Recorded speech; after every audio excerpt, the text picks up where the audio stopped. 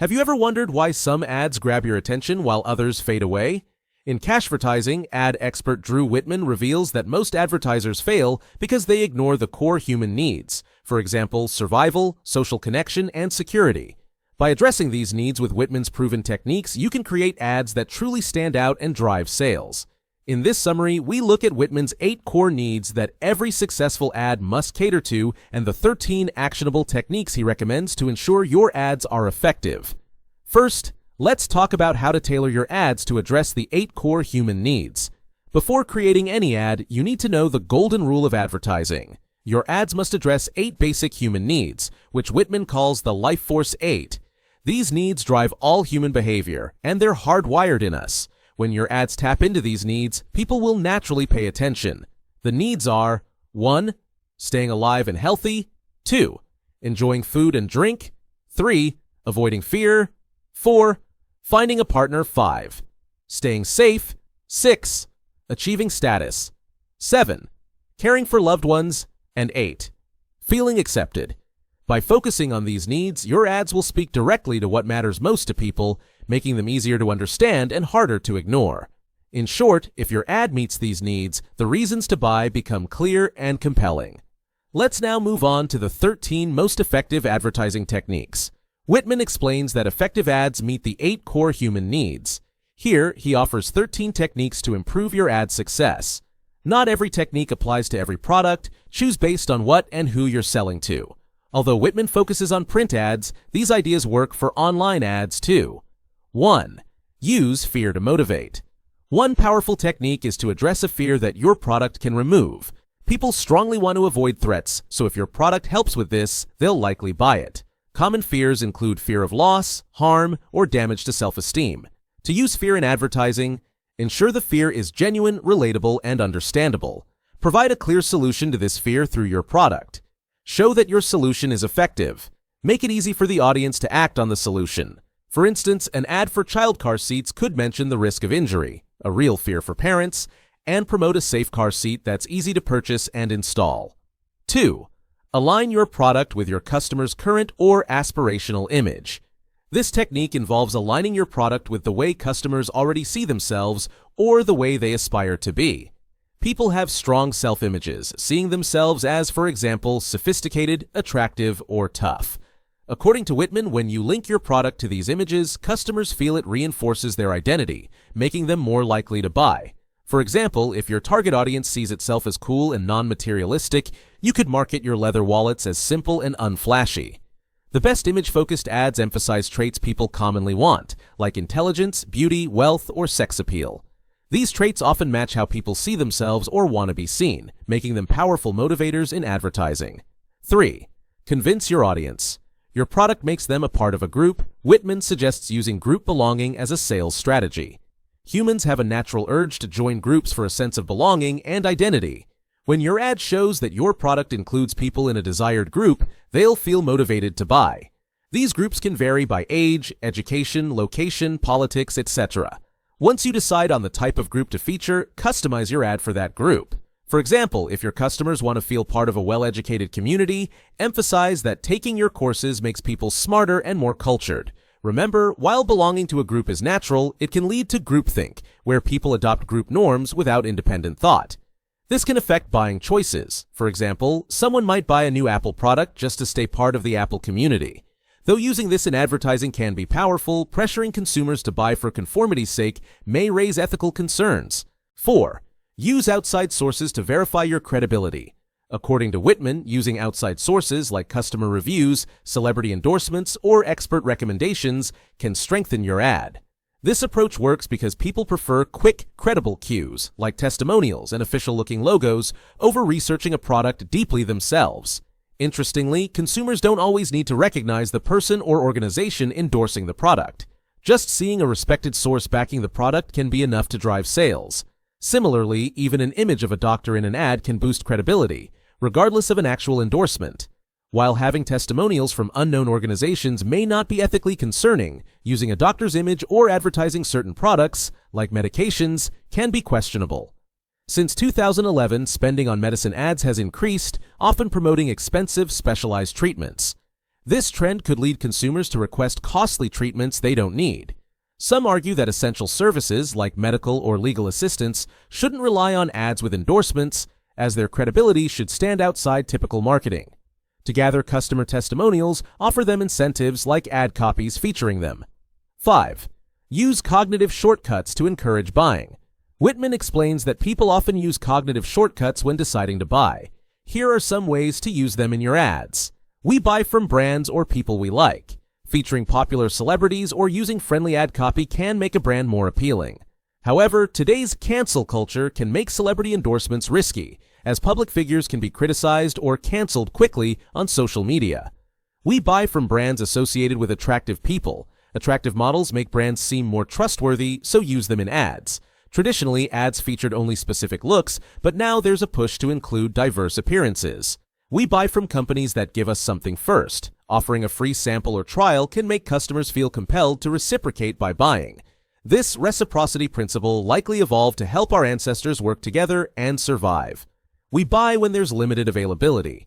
Ads that emphasize limited stock or exclusive access make products seem more desirable. Creating an exclusive feel, like with restricted product information, can heighten this appeal. 6. Show what the product's ultimate, most important benefit is to your customer. Whitman suggests that to attract customers, ads should focus on the product's ultimate benefit, the feeling it provides, rather than just its function. Functions are what a product does, like cleaning windows, while the benefit is the emotional reward it gives, such as the satisfaction of having spotless windows that impress others. In ads, emphasize how the product improves the customer's life by making it easier, more efficient, or more enjoyable. Always highlight the most important benefit up front, both in images and headlines. For example, instead of just saying a cleaner makes windows shine, show how it makes customers feel proud and confident in their home's appearance. 7. Use ads to move customers through the 5 stages of a buying decision. Whitman explains that ads should guide customers through the 5 stages of becoming familiar with and loyal to a product. Most customers don't buy right away, but gradually increase their interest. These stages are: 1. No familiarity or understanding of the product. 2. Considering buying the product. 3. Wanting more information before buying. 4. Buying the product. 5. Becoming loyal to the product. You can approach this by creating ads for each stage of the process, or by designing a series of ads targeting people at different points in their journey. For example, an initial ad might simply introduce the product, while a follow-up ad provides more details and addresses any concerns. A final ad could encourage the purchase or highlight customer loyalty perks. Addressing all stages ensures customers stay engaged and move closer to buying. 8. Compare your product favorably. Against your competitors, Whitman suggests positioning your product as superior by comparing it to a competitor's inferior product. Be specific about how your product outshines the competition to make this comparison effective. Here's how to do it in 3 steps. 1. Warn the consumer about the competitor's inferior product. For example, you could say, "My competitor will try to convince you that their cheap light bulbs are just as good as ours." 2. Present a weak argument for the competitor's product. This makes the competitor's product seem undesirable. For instance, those cheap light bulbs might be fine if you don't mind risking permanent damage to your eyes. 3. Promote your own product. Use the customer's growing dissatisfaction with the competitor's product to highlight your own. For example, "But at our company, we believe in offering high-quality bulbs that provide bright, safe light for every room." This approach builds trust in your product by showing the flaws in the competition. 9. Rely more on either facts and figures or emotion and positive association. Whitman advises that you should focus on either facts and figures or emotion, depending on what you're selling. People make purchasing decisions differently based on the product. Consumers rely on logic and facts for significant items like cars or homes. Emotions play a bigger role in less important purchases, like apps or snacks. In your ads for major purchases include statistics, expert opinions, and scientific proof. For smaller items, use colors, humor, imagery, or celebrity endorsements to rely more on emotions. However, most buying decisions blend logic and emotion. Even when purchasing something minor, people still consider if it's worth the money. Similarly, big decisions like car buying can involve emotional factors. Therefore, in every ad, balance both logical and emotional elements, adjusting the emphasis based on the product's importance to the consumer. 10. Make your message clear, specific, and visual. Whitman stresses that your ad should be clear, specific, and visually engaging. First, clarity is key. Your audience must understand what your product does and how it benefits them. Use simple, straightforward language. For example, say, "This smartwatch tracks your health," instead of a complicated phrase like, "This wearable tech device records your fitness data." Second, be specific. Specific details are more persuasive than vague claims. Instead of saying, "Sell clothes online," try, "Sell last year's clothes for up to $100 each." Being specific helps maintain honesty in advertising and builds customer trust. It can also prevent misleading or vague promises that could harm your brand's reputation. Finally, make your ad vivid and sensory. Use strong adjectives and appeal to all 5 senses to create a memorable experience. For instance, "Our candles will fill your room with calming, fragrant bliss," paints a clear picture and engages the customer's sense of smell, making your ad stand out. 11. Maximize your visibility. Through size, frequency, and length of copy. Whitman advises that to get your ads noticed, they should be big, frequent, and long. Larger ads naturally attract more attention, so invest in making your ads as large as your budget allows. In addition to size, frequency plays a key role. Running ads consistently helps customers become familiar with your brand, build trust, and start to align with it. However, don't overrun the same ad repeatedly. This can lead to audience fatigue. Instead, vary your ads while keeping the message consistent, offering slight changes and new reasons for the audience to choose your product. Finally, longer ad copy can increase credibility. People tend to associate longer, detailed text with trustworthiness.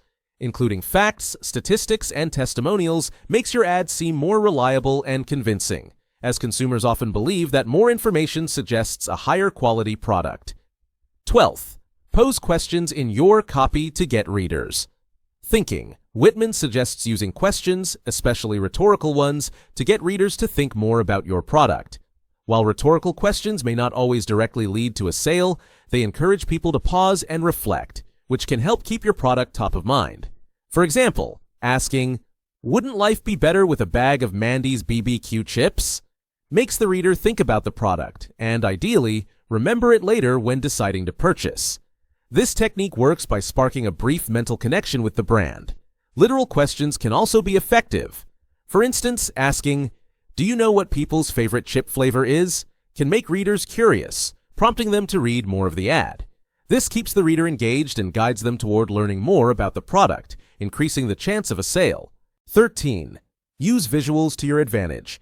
Whitman recommends using visuals wisely to enhance your ad. He suggests hiring a professional designer for your ad layout to avoid unattractive designs that could hurt sales. A good designer will know how to create an effective layout, and Whitman favors the Ogilvy layout, created by advertising legend David Ogilvy.